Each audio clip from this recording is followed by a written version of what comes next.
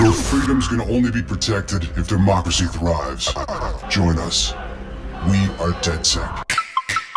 The motivation we were interested in for our main character and for the DedSec crew is hacktivism. DedSec has always been a hacker group that was trying to achieve social objectives. That's central to what our characters are trying to achieve in the game.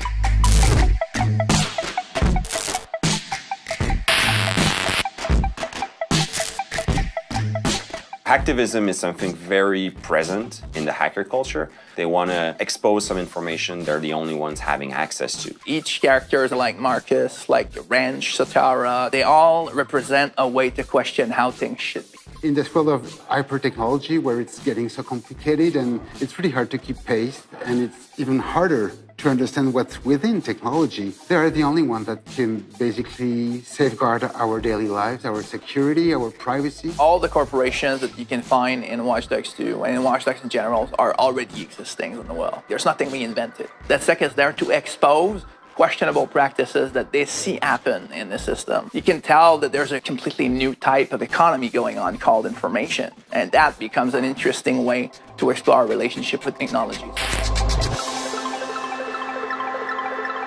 We wanted to treat with respect our subject matter, and for that we needed help. Hackers are really open, they share the information. We had a lot of help from the community itself. A hacker is no longer associated with somebody that's in his basement, like with the dark mood behind his laptop and just trying to break out like a firewall or something like that. It's way more larger right now. The hacker culture is like a collection of subculture all gathering together. We're working with really smart consultant hackers who validate all our scripts, all of our gameplay mechanics, and suggest to us how we can tweak them to make them match what's possible in the real world. And it goes as far as, what kind of script could be used, what kind of words should be used, how various characters should talk about it, and how it would actually be possible to do those things in the real world. One element that was super important for us, for the new visual of DedSec, it was to really embrace the hacker culture. Also the maker aspect of the hacking culture, just like the Mask of the Wrench really embraces the DIY aspect. It's all tied together. We really got inspired by the animated GIF culture, the same treatment that we have with the dithering, all the glitch art. We tapped into all the horror pulp from the cartoons from the late 40s. And we really wanted to bring that to the already mysterious and cryptic feeling of DedSec. So it's using pop culture elements to the mix and just bring a little bit more fun and colors and attitude to it.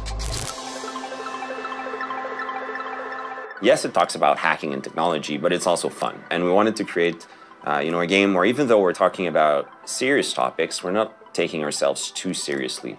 And that's a bit in the nature of the DedSec crew also. They always try to have fun, even though they're dealing with really dire situations. Hacking is all about this ability to think outside the box because you see the possibility that goes beyond the preconceived rules. It's about having ideas. When the player is going to grab the controller, the more he's going to understand how these things work, he's going to start having ideas. And that's what a hacker has, ideas on how to fix stuff, break stuff, or mess around with it.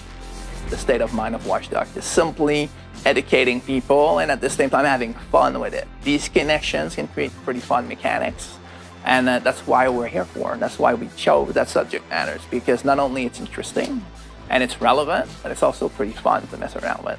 I'm interested in hackers saying that we've respected the culture that we're exploring, but I'm mostly interested in them saying they had fun playing the game.